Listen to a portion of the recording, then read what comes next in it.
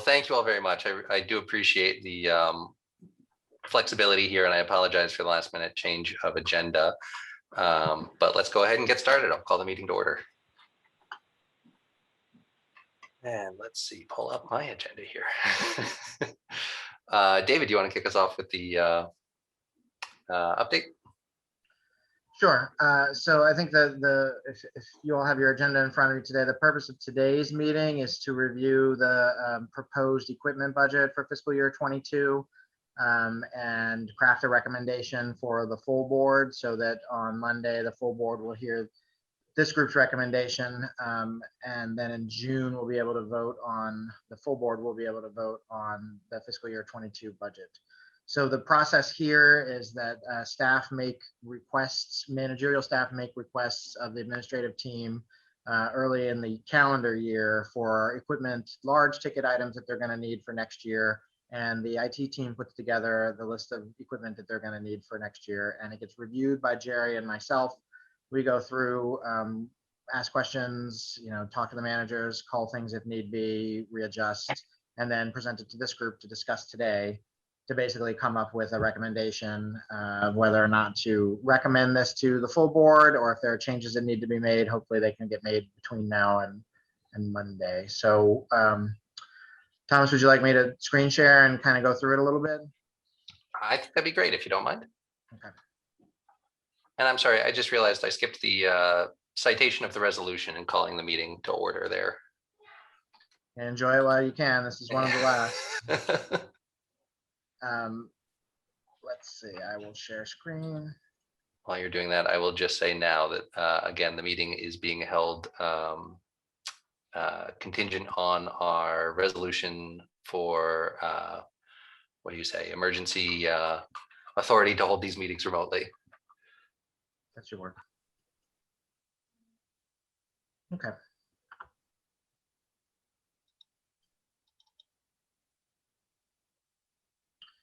So Jerry has prepared a snapshot of the last few years of equipment requests, just to give you all some idea about what historically JMRL has asked for and what has historically been bought and where we are this year.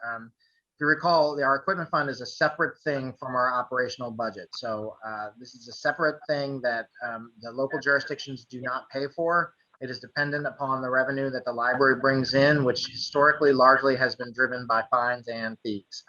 Or fees. There are other sources of revenue that get dumped in here, but that's been the main driver. So of course we have been without fines and fees for a year now. JMRL continues to be without fines and fees as long as there is a 24-hour quarantine on materials being returned. I'm anticipating that that might get lifted. That's a recommendation from the Virginia Department of Health soon. So within the next few weeks, but then likely we would need to do some PR we wouldn't just turn fines right back on after a year. We would have to go through a period of adjustment. So at any rate, Jerry's guesses basically for fines and fees revenue for next year were based on, I think, half a year return to full fines and fees, and then a third of a year with some fines and fees. So those might be low in terms of the revenue coming in. You can see the bottom line is that we're expecting next fiscal year to bring in $275,000, and we're requesting to put out $515,000, which is obviously more than we're bringing in. That would leave a total balance at the end of June 22 of $305,000 in the equipment budget, which is a healthy balance still. The one big change that we will get to when we get into the nuts and bolts of it is that we are going to be spending and being reimbursed for this category 2 E-rate funding. When we get to it, it's at the very bottom of the next big list, I'll talk a little bit more about what that is. Any questions about the big picture? We can come back to this too after we've been through the nuts and bolts. But before we move on. David? Yeah. Sorry, I didn't raise my hand. It's Marcy. Can you go through with me why we consistently over budget for the equipment? Well, in general, Marcy, we're budgeting for what the maximum cost would be at the time that we make these predictions. So it's like the spring of the year before ordering begins. So we're budgeting for 15% shipping, what we think labor costs are going to be, and what we think the costs of the items are going to be. When we actually get into the ordering of it, consistently we find things are not quite as expensive a year later. So that has been some of it. Sometimes needs change because we ask departments to make these requests so far in advance.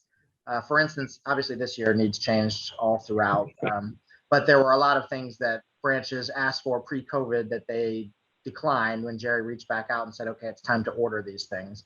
So not everything that gets approved by the board will actually end up being purchased. The approval gives the library staff and the mechanism to order them without having to come back to the board and request, because the board has already approved those purchases. And occasionally we are able to buy things out of operational funds that might have been bought from equipment towards the end of a fiscal year. So that sometimes brings down the expenses in the equipment fund. Because it's a fairly substantial amount in most years. And I just wondered whether we need to rethink how the budget year goes for the equipment. We certainly could do that if it's a concern. I would be much more concerned if it was the other way around. if we were consistently asking for less than we're spending most years. But in this case, administratively, I'm happy to have a cushion in this budget here, knowing that if we save money here, it stays in the equipment fund. Yeah, David, if I can, Mm-hmm. I noticed that obviously this year and for proposed 22, there's going to be a shortfall, and there was in 2017. Typically, is there more left over or less left over? In terms of Yeah, year by year. More revenue. Yeah, this only shows us the last 5 years. So how does it typically run? Does it typically run, we have a surplus at the end of each year? Yeah, we have been running a surplus at the end of each year recently, which is why the equipment fund has gotten up to the point that it is. It was never intended, I think, to be much larger than where it is now. It was intended to handle the equipment needs. So it's not for operational costs. We can't use it for salaries or buildings or things like that. It was intended to be spent as it comes in, leaving a little bit of cushion there. Does that answer? Was your question about like prior to fiscal year 17? Tim? Prior to 2017, and I obviously it's a good thing you had a surplus built, because next year looks like it's going to be significantly short. So I understand Marcia's question, but at the same time, I also understand it's nice to have a little cushion there. the thing that confuses me about this is I understand that we're budgeting a higher projected revenue than we receive in most years. That makes perfect sense. Revenues aren't always what you expect. And I see that we have been good historically about keeping our actual expenses below the actual revenue, which has led to this surplus in the fund balance. I'm with Marcy. I'm a little bit stumped here about why the budgeted expense number is both so much higher than the budgeted revenue number and then the actual expenses in most of these years. And I get that you just explained to Marcy, and I think I understood that, where we land on the actuals, but why are we budgeting a higher expense number than our revenue number in each of these years? That seems to me like it leaves the door open for us to actually hit that number in any given year. Well, I don't. So you're saying why is like, look at last year. Okay, let's just pick one in the middle, 2019. You're saying why is the budgeted 236 more than the budgeted 363 or less than the budgeted 363 here? That's the question. Right. We budgeted to spend $130,000 more than we expect to bring in that year. Yeah, I think it's because we are sitting on a balance here. We are carrying over larger sums of money than it's my understanding we're intended to be carrying over in this equipment fund. And so are these all just, we bought the things we wanted to buy and we achieved the savings in buying them, or are we leaving equipment on the table and not buying all of the equipment that we need in some of these years? we're buying the things that we need, And we're just achieving savings. Well, that's great. Okay. the way I view that. Okay, sorry to Jerry? dwell on that. No problem. Jerry, anything to add to that discussion? I think David hit the high points on that as well. And as far as why we may in any given year spend less than what was originally budgeted, I might add to that to put a finer point on the fund balance. There's accounting standards that you know, I don't want to say warn against, but it's not there's accounting standards that advise against having too large of a fund balance, and also from I guess from a taxpayer point of view, do we want to be sitting on a huge balance when they say, wait a minute, these are our tax dollars that could be, or in this case, fines and fees, but in any case, dollars that could be spent on services or equipment. No, that was kind of my thinking there, Jerry. Yeah. If the answer had been we're not buying everything and leaving money on the table, I think it would be a much more concerning situation than we're buying all the things we need and achieving savings. But then, right, the question becomes, we don't need a dragon's hoard. We're a public library. Let's spend some money for the public good. Right. Any other questions on this like 5-year snapshot of the equipment budget? Thomas, you want to move on to the nitty gritty? Unless anybody else has anything, then sure. Oops, I was looking at it, so it wasn't at the top. Okay. So here is every single requested item from JMRL staff that Jerry has put together basically here. And you can see that they are round numbers. They're not specific figures here. So, you know, if there are concerns about over budgeting, likely we could try, well, actually, that's not true now I said. So this top category of administrative fees, these are pretty reliable. These are, you know, fees for credit cards, fees for the collection agency that JMRL uses for build materials, things like that. They're pretty standard. And then as we get deeper into the requests, they are actual dollar amounts that people see here. Some of them are slight placeholders, like the water bottle filler for Central Library, $2,000. So that's to get it in, but we're not sure whether or not we're going to need to hire somebody to install that, or whether we can work with the city to get that installed. But at any rate, so the first few pages here are all the individual branch and department requests. And as I mentioned, the top line here, administrative equipment services. So Jerry, anything to add about the specifics in there? No, they're pretty straightforward and consistent from year to year. Okay. Then we get into the Central Library water bottle filler, display trays, office chairs, display panels, book trucks, chairs, tables. And you can see right in the job center area. So we know that that is going to become available, but it is not currently. So this is a bit of a placeholder for furnishings that might need to happen in that space. Any questions about any of the requests for the Central Library there? It's a total of $16,000, $16,853. That's quite a water bottle filler. Well, it replaces the drinking fountain. That was my question. I was wondering if like we needed a water bottle filler considering like public drinking and stuff, but I definitely I would appreciate Central having a way to fill water bottles that didn't involve people like sliming back into the water fountain, which is disgusting.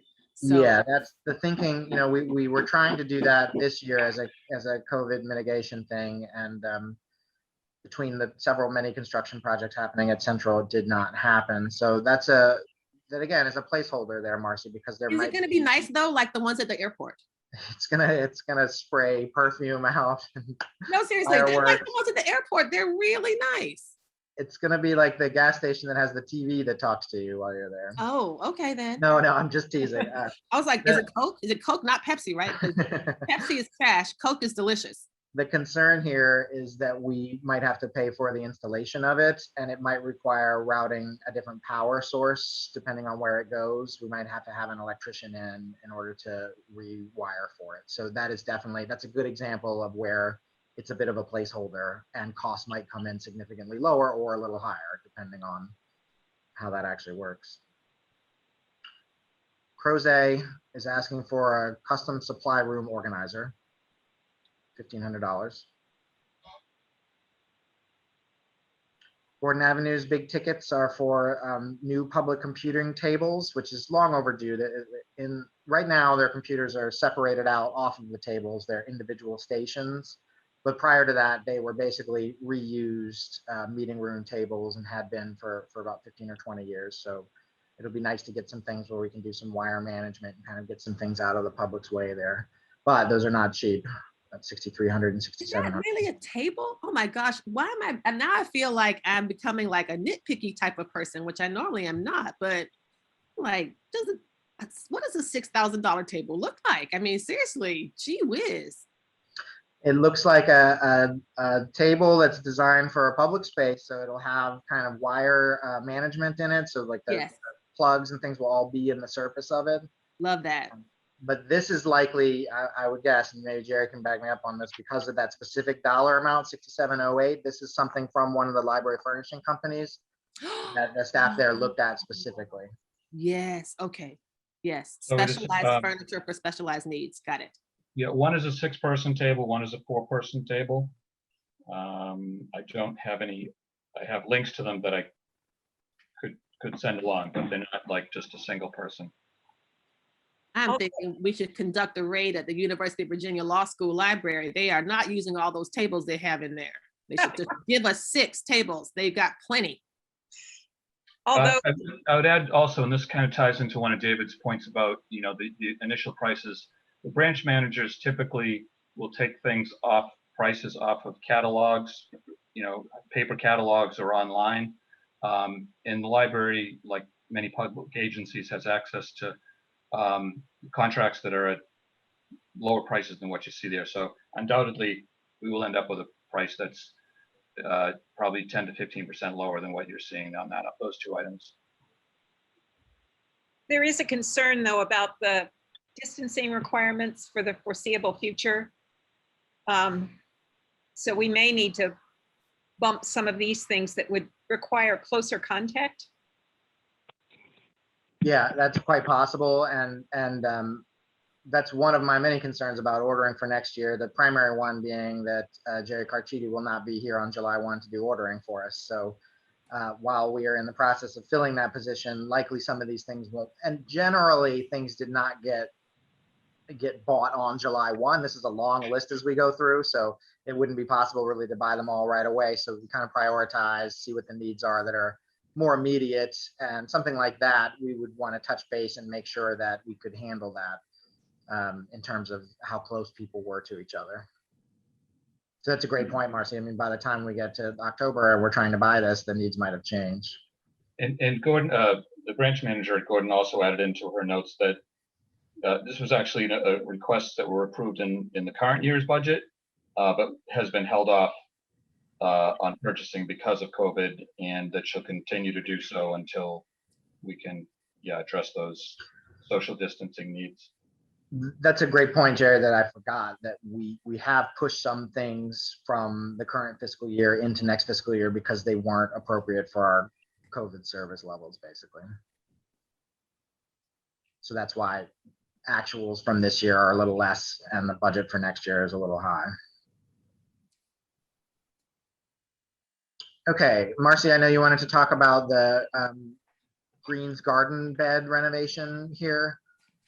There's a long history of that, but basically when the new building, I say new, but when the 20-year-old building went up in Standardsville there, the fundraising at the time paid for some landscaping there that was in addition to what Greene County was providing.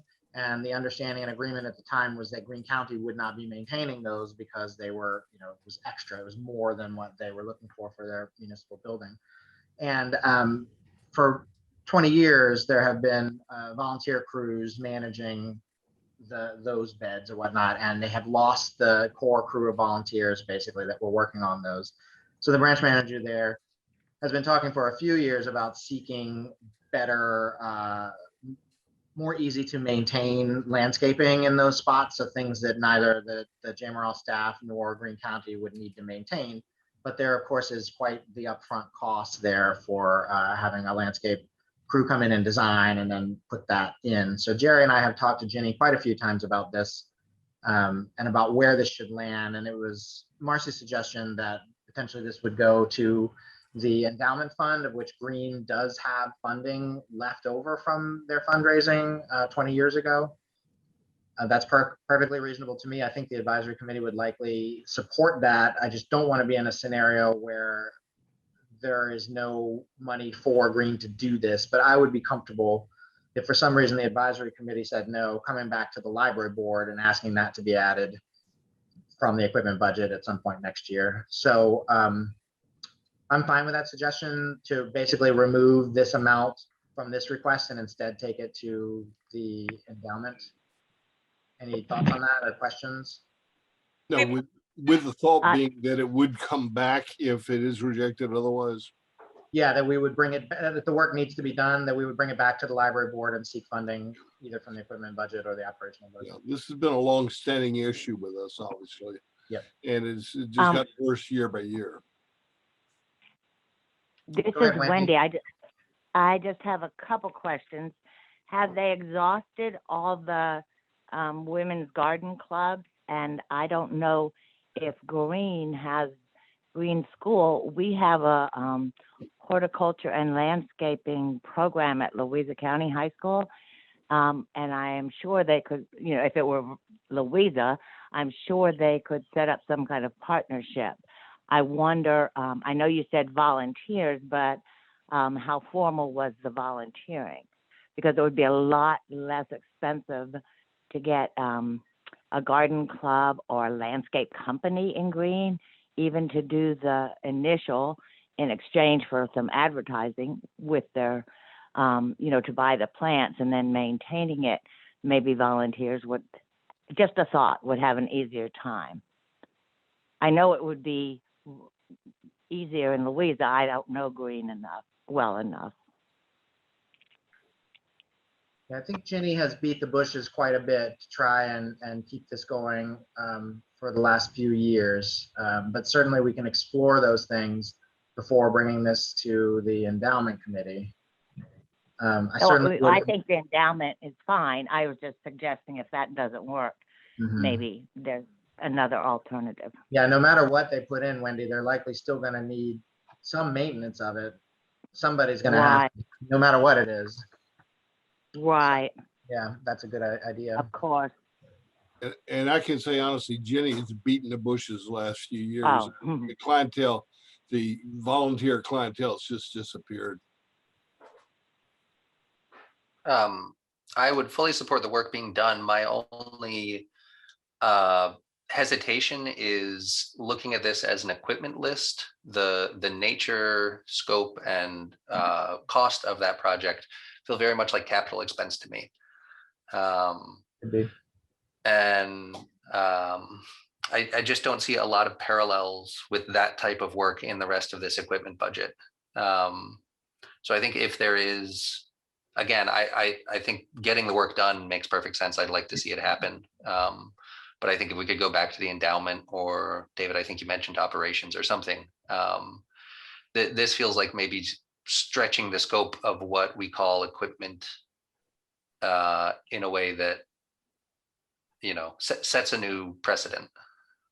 So I'm hearing, it sounds like pretty much a consensus for Marcy's suggestion that we remove this from the equipment budget and present it to the foundation.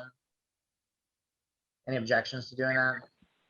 Again, David, I stress with the stipulation, if the endowment is rejected, then we come back here. Yeah, I mean, it needs to happen. So as Thomas said, one way or the other, we would bring it back to the full board and say, hey, we need to come up with a solution to this. Thank you. Yeah, I completely agree. I Okay. agree. Great. Louisa, see their waterless bottle filler, $595. Does not spray perfume and shoot fireworks off when you drink from it. I think Ophelia has been in touch with the county about the potential for JMRL buying a model and the Louisa County installing it. And it seemed like that was a doable project, hence the lower cost there. you can see a lot of what they are asking for are COVID-related Yeah. costs there, but just ongoing. People are going to want sanitizer for a long while. Okay. Okay. Yes. Mont Ave kind of goes between these two pages here. A total of $3,100 there for hardware and software discretionary. Those are for needs that arise throughout the year to keep the computer lab and the avenue.org website up and running. Same with the license renewal and the SSL. Those are both to keep the server in the Mont Ave offices working. And that UPS, that must be is that one of those, I forgot what they're called, where you plug a lot of things into, but it has a battery backup for it? Yeah, Like, that's exactly it. Yeah, those things are great. They're expensive though, but you I have forget what the U stands for, but it's power supply for the rest of it. It's Power either supply, universal yeah. or Uninterrupted, I believe. interrupted. Yeah, Yeah, that makes actually, sense. I have one. I have one for one of my sewing machines. They Yeah, are not right. cheap. You sew in a blackout? What else you gonna do? Unless you learn to knit. Run a few lamps off it too, I suppose. That's wonderful. Dear. Nelson Memorial is asking for a mobile display unit. Jerry, do you have any details on that? I don't. I just envision it as more of a unit, a desk type unit on wheels. And this is rolled over from last year. Oh, I misunderstood. It's a book display stand that is on wheels. So Jerry's right. When I heard display, I was thinking TV. So it would just be to display new books of particular interest there. Again, I can see how folks with us sitting on more than $250,000 in our fundraise stuff, how it might not make so much sense for Nelson to be taking things to furnish the new library out of the equipment budget. So just raising it to, full disclosure, I have concerns about that a bit. Okay, and I guess I was planning on discussing that when we get to the tech stuff for Nelson. So can we put a pin in that while we scroll down? But we could include this mobile display in that discussion. Northside is looking for book supports, and Jerry, can you please just buy them a mop and a broom holder? It doesn't seem like they should have to wait for board approval for that. Sure. Thank you. Scottsville is looking for book browsers, classroom chairs, closet shelf, and a kids area table. So this is a smaller table without the bells and whistles of being wired in. So those are the total requests from JMRL's branches at $123,161. We're going to take $15,000 out of that and move it over to a request for the endowment, and then potentially also the Nelson cost there and the $75 for the mop and the broom. Any questions about that before we move on to the next kind of phase of the proposed equipment budget? All right, scrolling.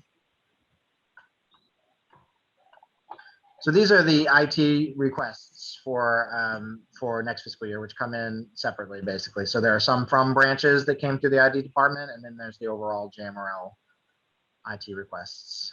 So Crozet is looking for a webcam for programming and some maker equipment. Gordon needs a new self-check machine for the children's area. This is for checking out library books.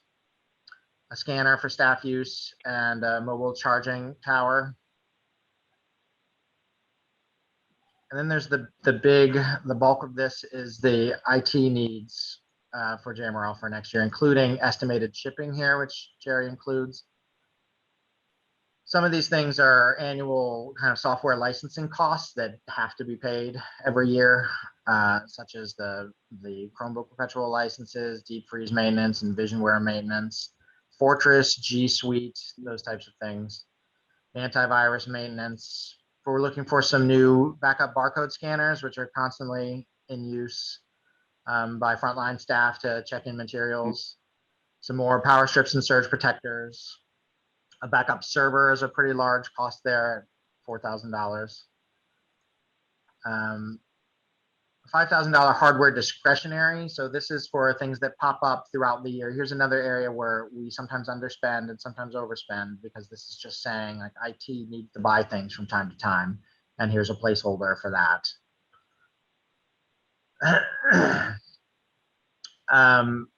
Hotspots with a new service provider. We have been providing hotspots on the Verizon network, and we're going to be looking to expand that. Josh ran a test of that. It was in the last tech plan. We're going to have some of those available to check out. HR leave software. We're moving to a new software at the beginning of July, and this is an annual cost for that. The next one is a bit of a placeholder as well for hybrid programming cameras and mics.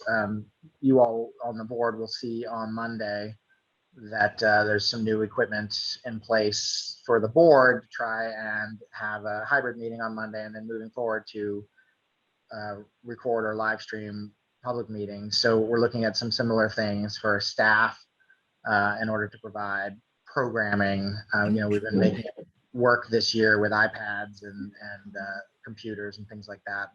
But clearly some of the virtual programming is not going away. There's a large demand for it, and we need to step up some of the equipment that we have for that. Khajiit is the name of the service provider that manages the wireless hotspots. That's an annual cost. Large format laminator. We made a lot of posters in our COVID response at JMRL, and none of them are laminated because there is no laminator big enough. So this is the cost to buy a laminator big enough to get posters. Hopefully we're going to get out of the COVID poster making business soon enough. The next item, MEDC, is management that the IT team uses to remotely manage all JMRL machines, staff and public.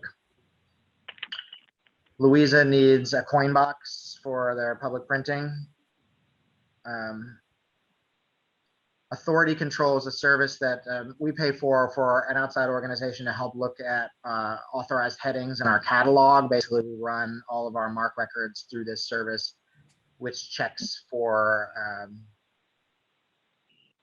I wish I had the catalogers here to help me explain this, but basically there are standardized headings for anything. If it was sewing, for instance, Lisa, there's a headline that it should be all under the subject matter sewing, and we get records from all over the place. So maybe some of them are sewing, comma, electric, and some are sewing, comma, in the dark or something. So it standardizes those. So when people search our catalog for sewing, we'll be able to find all of those. Program registration system. Right now we're using the thing that's on our front web page there. So this is the cost for that. I know there's some talk about looking for another vendor there. We need to replace some of our public printers, which have seen some wear and tear. RDA Toolkit is similar to the ongoing authority control. It's a resource that catalogers have in order to get RDA records, which is a cataloging standard from an authorized source. And then 60 desktop PCs. I think Marcy wanted to talk about this as well. So many years ago, JMRL went from buying extended warranties on machines where we would pay extra for the 5-year warranty to going on an annual replacement plan of replacing 50 machines. At this point, we have 400 plus computers for public and staff, and this is about roughly 15% of those annually need to be replaced. As the hardware gets old, some of them that are replaced, the IT staff keeps, and they get parts off of them, or they use them for emergency replacement machines when somebody has a problem. And eventually they go back to the city of Charlottesville surplus sale to be sold, and that funding comes back to the library. So that's another source of revenue for the equipment fund here. For those of you who recall the conversation about the tech plan at the board meeting last month, there is a movement there to try and find a better solution to that. So rather than replacing hardware every year, it would be to use a thin client system where the hardware doesn't matter as much. Things are hosted on a server locally and pushed out to those. But we don't have a solution for that yet. So for now, the request is to keep replacing the desktop PCs as we have been historically. David, is Yes. that the virtual desktop? Correct. The virtualization, Okay. yes. David, my question was, you mentioned when you introduced this item that routinely we had been replacing 50 rather than 60? Did we get behind? And is that the reason that we're bumping it up a little bit this year? We have added more machines in the last 5 years that we have found, Josh's team has found that 60 were needed throughout the year in order to replace or add or reconfigure, especially this year, which was difficult. Used to have shared workspaces and we needed to split those and make them, get new computers out basically for different areas. So 60 is the number that IT has proposed. I think that's reasonable. Did we purchase new replacement PCs this year? I would have to go back and check unless you know off the top of your head, Jerry. We have not. Okay. So we're a year as a behind. matter of fact, this is probably 2 years worth. Is that Yeah, right? realistically. Because it takes a while to get them all up and going and out to the, that's a lot of work. Yes, definitely. Okay, so with that we didn't really replace any this year, even though we weren't using them for part of the year. It sounds much more reasonable to me than it did before. I didn't understand why we were bumping it up when we were thinking about moving to something that might obviate this replacement scheme. Same for the laptops there. That's usually 5 a year, which is the item right under that. SmartNet maintenance cost is the Cisco warranty system basically for our Cisco products, which is the phones at many of our branches, and then the switches and all the hardware racks. Similar to the hardware discretionary fund, there's a software discretionary fund to be used as needs arise, as we need new tools during the year. SSL certificates we need to replace annually. That's the authentication on our website basically that says that it's been verified so people don't get errors when they go to jamworld.org. Getting some new staff cell phones. So currently our staff cell phones we have for the couriers and the bookmobile drivers. Those are the current cell phones that JMRL has purchased and has data plans for. Jerry, jump in if I missed anyone there. So I believe the idea, I'm sorry? We're actually going from 4 to 3. We're losing one? A recent last week decision because it really wasn't getting used, so. Okay. So for this request for next year is to replace those or it's to add in addition to? This request is to add that amount for primarily, if not exclusively, for IT staff, and the other one is non-IT and is not needed. Okay. So really this could go down to 3 if we're losing one. Well, Right. it's Go that's ahead. more of an operating cost right now, Okay. or only an operating cost. I know questions about cell phones came up with a tech plan too. So any questions about this while we're on this item?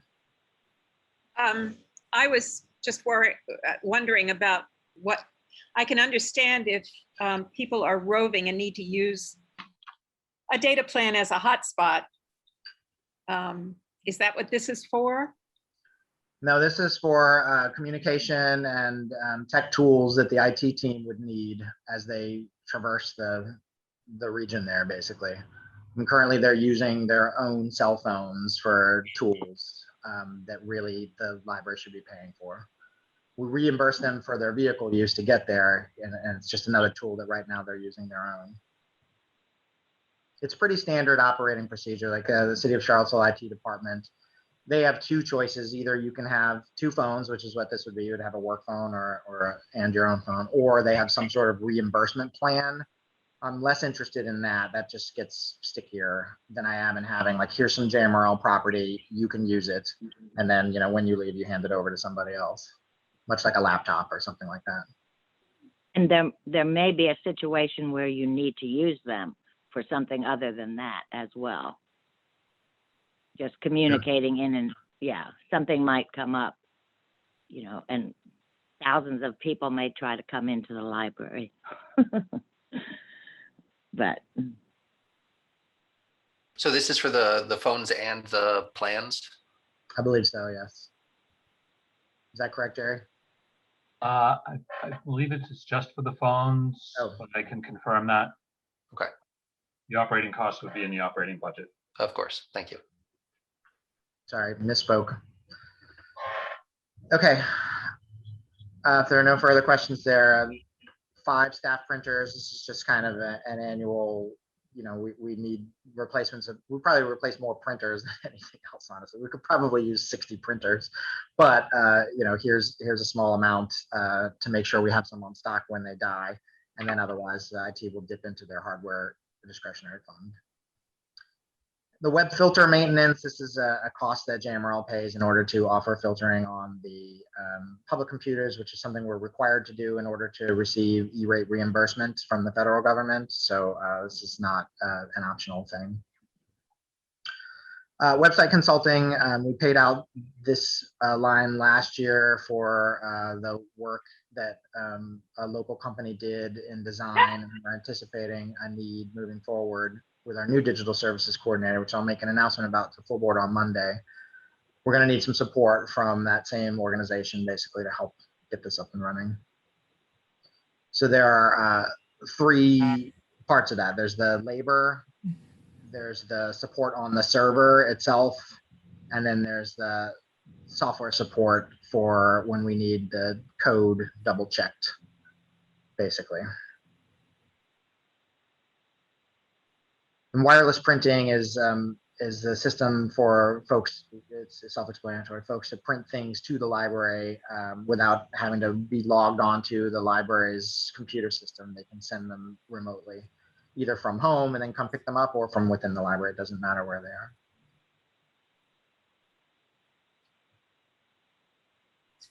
Okay. David, where would that wireless printing unit go? Is that for Central or North Side or? It's system-wide and it's software, so it would, in theory, print to the same printers okay. that the public uses to print when they're in the library. I see. Okay, great. Thanks. The service that we currently have that has the solution that we currently have has not been working up to standards. So right now we have some workarounds for it. So this is either to continue with that if we can get it fixed, or to find a replacement. Jerry, do you have any details on Louisa's AV request here? Oh, I know. Is it for it's for the small room? Is that correct? It's for the new room that was just built that you yeah. you said to put money in for. So that's sort of a ballpark estimate, but yeah, that's probably high for the size of that room, but it would be a TV wired up with HDMI capability for the new conference room at Louisa. Okay. So let's talk about Nelson's requests for next year. An archival grade book scanner, charging stations, programming device, Kindle Fire for kids, some laptops, a plotter printer. I think it's just like a poster printer, basically.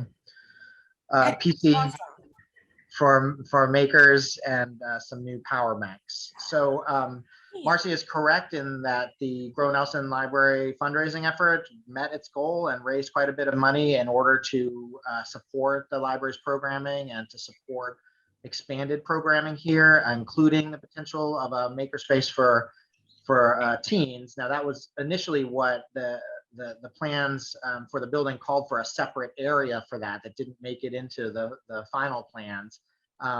But Nelson Memorial did go to the endowment to ask for funding to buy some of the material for a makerspace, basically, and to have it available for teens, as well as other things to support the library from the fundraising. So Marcy, I think you were suggesting that, similar to the green project here, since the building is still so new, that we would go back to the fundraising group, basically, and ask them to absorb some of these costs as their kind of new building.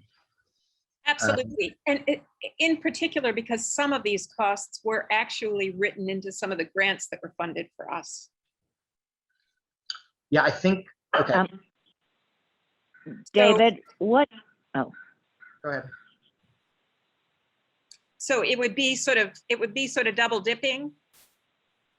And it may come back to bite us from some of the funding agencies if we were to want to go and get more money from them at some point. Yeah, I believe that everything that was in a grant proposal was separately requested to be reimbursed by Grow Nelson. But I absolutely agree with your sentiment there that that money was raised in order to support exactly this type of thing. Wendy, did you have a question? I just wondered if there were some kind of policy, because I noticed there was an earlier request from a branch library for makerspace technology, and we didn't. There are some places that will have it and some branches that won't. Was there any plan in place for the future that would make sure that each library had that, or are you leaving it up to them individually to request it? Yeah, largely it's been an issue of space and capacity. Of course, this past year being what it was, nothing much happened in terms of makers except for the 3D printing service at Northside, which was available for a while on a drive-through basis. So largely it has been down to branches, whether or not they have staff on hand with the time and capacity to manage that, and if they have a place to keep these things. Right. A lot of Right. stuff. Okay. So I would be fine with kit and caboodle, these materials, and then the prior one that we had talked about for Nelson, which was not necessarily an IT one, but it was the display unit for new books. And of course, the fundraising also paid for a lot of new books for Nelson. So that seems like those two go hand in hand. I would be fine with moving these out and bringing them first to Grow Nelson to make sure that they would support purchasing out of fundraising, and then back to the endowments. And in fact, that would not even necessarily need the advisory committee to sign off on it. It would just need Grow Nelson Library to sign off. Any objections to that? I think that sounds like a good idea. Okay. And so Lindsay is seeking a few more cameras at the Northside Library. There are some gaps basically in coverage. It's such a large space with little staff that there are areas that they can't see in the building. And I know Lindsay and Josh have already been working on a plan for that. Pi and Monitor. Pi is just like a little handheld computer that we can configure to go up against the TV to do digital displays. So there was a solution when the building was new there that is a bit more unwieldy, and this would be replacing that. And a PA system is so that we can shush people as loudly as possible. This has come up in quite a few locations, actually. And in fact, Jerry's predecessor, or maybe Jerry, did you buy those megaphones for every branch, or did Bill? I did buy the megaphones. That was our low-tech solution for this. In case of an emergency, there is a megaphone in order to alert patrons. I think about the earthquake when it happened. Of course, the Louisa Library was right near the ground zero there. But even here at the Central Library, of the roof fell down, and I remember trying to usher people out of the building, and somebody checking materials out and saying, "Well, as soon as I'm done with this, then I'll leave." So I think this is a good idea on Lindsay's part to have some notification system that everybody can hear. That's great. That's a great idea. I would not have thought, well, of course, I remember when the earthquake hit, I started yelling at my children. I thought for sure it was them, but it was an actual earthquake. So I think it'd be good for you to have a megaphone or some such better alternative. I thought it was a truck hitting the building. Oh, gosh. Okay, and two things in reference. One is the archival and photo editing software and a server for Omeka hosting. This is to support our historical collection librarian who works with the Albemarle Charlottesville Historical Society. And this is the first steps in trying to wrangle some digitization of that collection, what can be digitized basically, so that materials would be available for folks that weren't physically in the building. So I'm very supportive of this. And That's great. Yeah. Yeah. There's a lot of stuff there that right now has to be dug through. So, and then a new laptop for reference staff to use. Again, all the laptops that JMRL had got distributed this year for staff or for public use, during the initial wave of COVID, and we found ourselves lacking in terms of like where we could set up laptops. So the reference departments is requesting one more. Scottsville is requesting 8 laptops for use in the branch and for teaching, for using them in programming, basically at the Scottsville branch. Any questions about any of the IT stuff that we haven't already covered? Okay, and the last bit I promised we would come back to, because you're all just dying of excitement over it, is this E-rate reimbursement here. So for many years, JMRL has participated in the federal government's E-rate Category 1 reimbursement. It started as getting money for phone lines back to libraries when the initial internet connectivity was over the phones, and then it was data lines. And that has changed over the years. They no longer pay back for phones, but they do pay for data. So for every location at JMRL, we have contracts with service providers to provide data. We submit that annually to the federal government in order to get reimbursement for those costs. They have recently expanded in their Category 2 options for networking equipment, for hardware. And JMRL looked at this last year, and it didn't quite line up with our own equipment budget timeline. The board had already approved requests, and the window was different. So this year, Josh and Jerry and I made a concerted effort to work with the state library's E-rate consultants to get this lined up so that we could purchase this equipment and get an 80% reimbursement on it, basically. And so here's the detail that Jerry went into. So network rack upgrades, 17 new switches for all of JMRL, 3 firewalls, some cabling, 1 rack itself, in a server room, basically, and then labor costs, and then 2, an outdoor wireless network project. So Nelson, we completed that this year. We got broader coverage out of the building there. We worked with the Albemarle County Schools for North Side to get broadcast out to the very back. And this would be funding to get the equipment to do that at every branch, basically.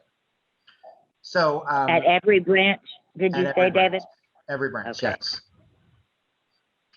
So this is an application that we have submitted to the federal government, basically, and are awaiting a response on whether or not it has been accepted. We're fairly confident it will be.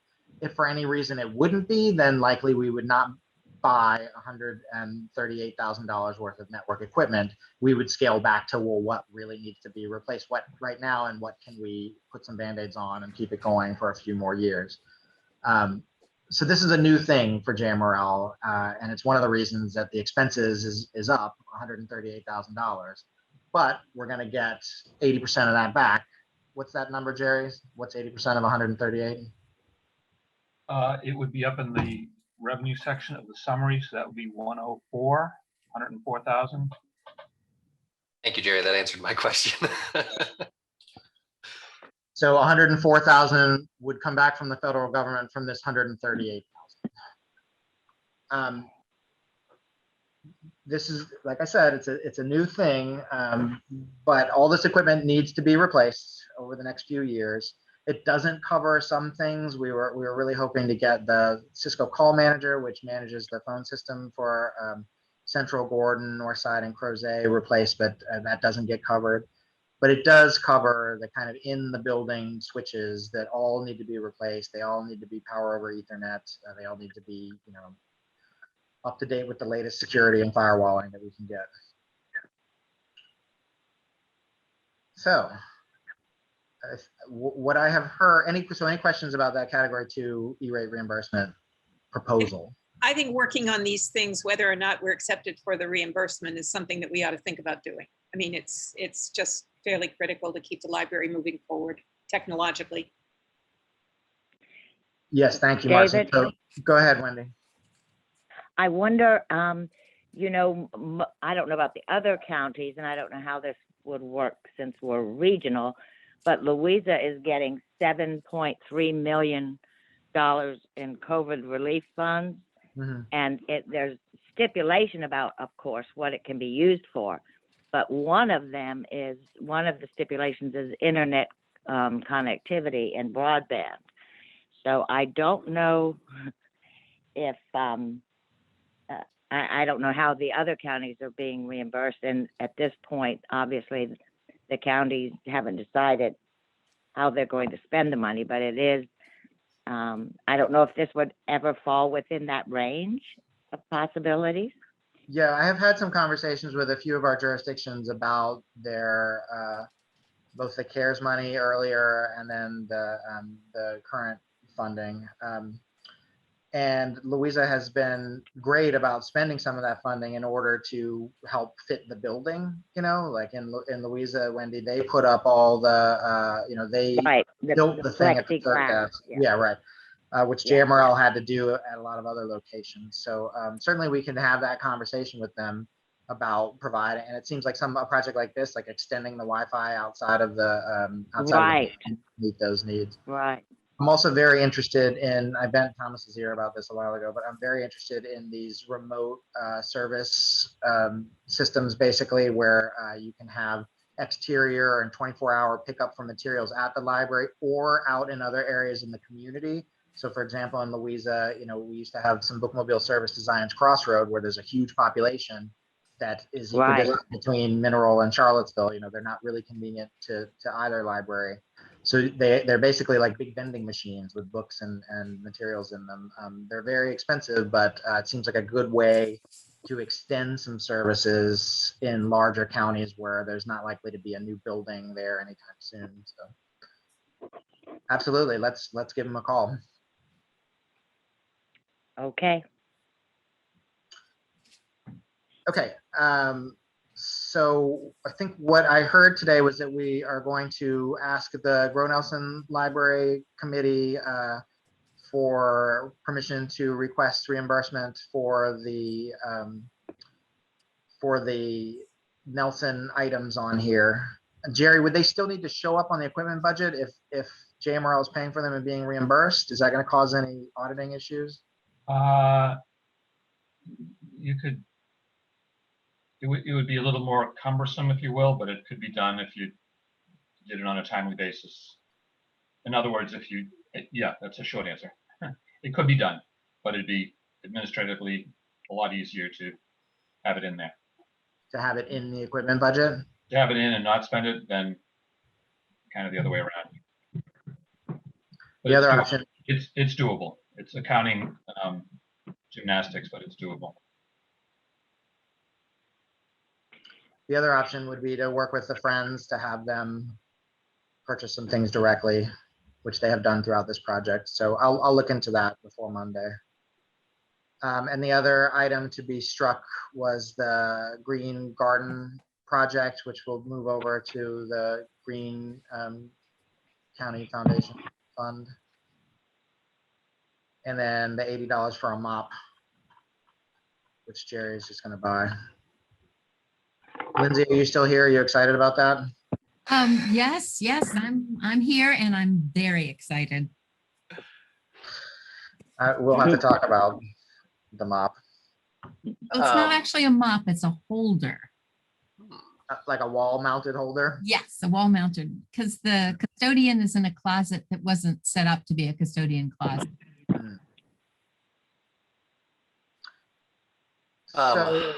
Sorry, go ahead. Well, I was just going to add, I see where Jerry's coming from. I've been giving our town council some of that same guidance as we go through our budget season, that it's always easier to include potential expenses and just not spend the money later than it is to do supplemental appropriations or wiggle the money out of other parts of the budget. The Nelson County stuff, I think overlaps very well with the equipment budget, and I'd be fine with including it even if there's an alternative way to pay for it and exploring that alternative way first. We're not going to double purchase the things. I think that's safe to say. Jerry, I do want to get the garden bed renovation done. I just have more concerns there about that kind of creeping the scope of the equipment budget into new areas. And so that's one that I want to try to find to pay for from somewhere else, but I'm not as inclined to keep in here on the chance that we can't. I'd rather find a different place to pay for that if we can't get the original fundraising account to cover it. I think we can work with the Friends of the Library on that. I think they would be willing to work on that project. Okay. So Thomas, you're suggesting keeping the Nelson costs in the equipment budget in case JMRL needs to put up the money up front. I share Marcy's concerns about, if there were grants that were supposed to pay for those things, it should be done, as we had originally proposed to do it. And I would encourage us to, try to find somewhere else, find that original funding source to cover these things. But if this is all essential equipment and we have a lot of money in the budget, I see no reason why that can't stay in there to make sure that the equipment gets purchased if we have any trouble getting that from other sources. I think I could know by Monday whether or not Grow Nelson Library would bless those expenditures, and I'm fairly certain that they would support that. So right. So there are mechanisms that the fundraising has used to purchase equipment for the library for a year now, that some of which has had to be reimbursed to JMRL, but the bulk of which has not. JMRL hasn't had to spend any funds and be reimbursed. We have done some because it's easier or faster to get things that are needed, but I don't think it would be a problem to remove those as long as we made sure they didn't fall off anyone's radar.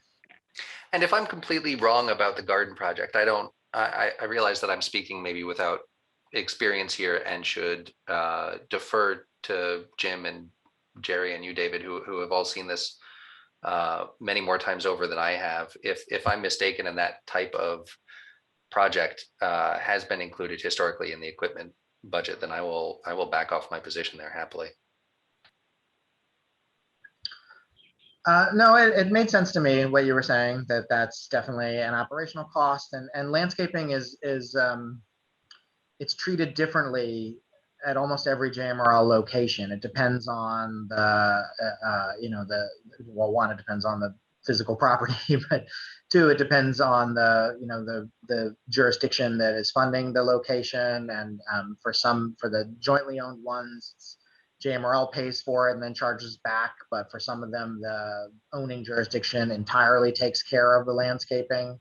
So it's been on a case by case basis, and there have not been big calls for either operational or equipment expenditures from JMRL on that front that I'm aware of.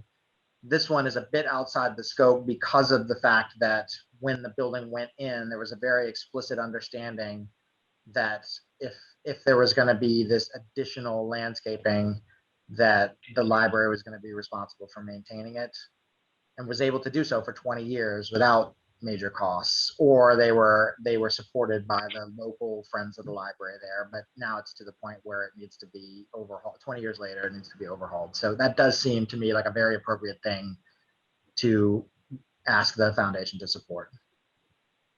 Okay.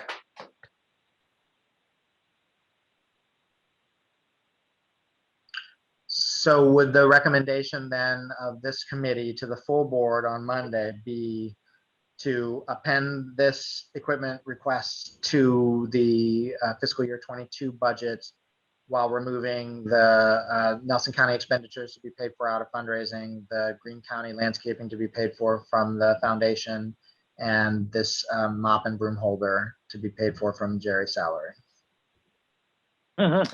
Right. Okay. And I really would like for you, David and Thomas, to review with the board how the budgeting is done, and what the expectations are for actual expenditures. because I think that's something that we've always glossed over before, and it really pulled me up short this year when I saw all the years lined up one by one. I think it will help the board make future decisions about this. You're talking about like the timeline and the approval process and the. Well, the timeline, I think, could be discussed. I'm not sure that this particular meeting is the one to discuss it in, though. I think that we're going to have enough to do. But I think that giving them a heads up about why there's such a discrepancy between requests and expenditures would be helpful. That's been a very enlightening part of this meeting for me too, Marcy. And yeah, I think I'd be happy to share that, go over that with you, David, and make sure that we can convey that to the full board. Yeah.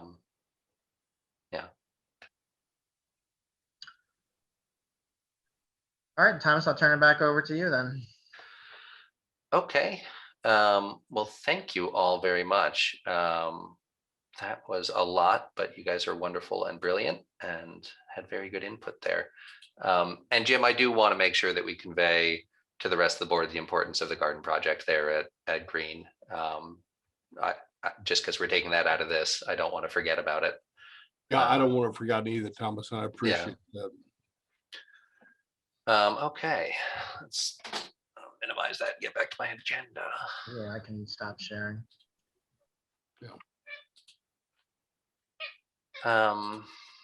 Okay.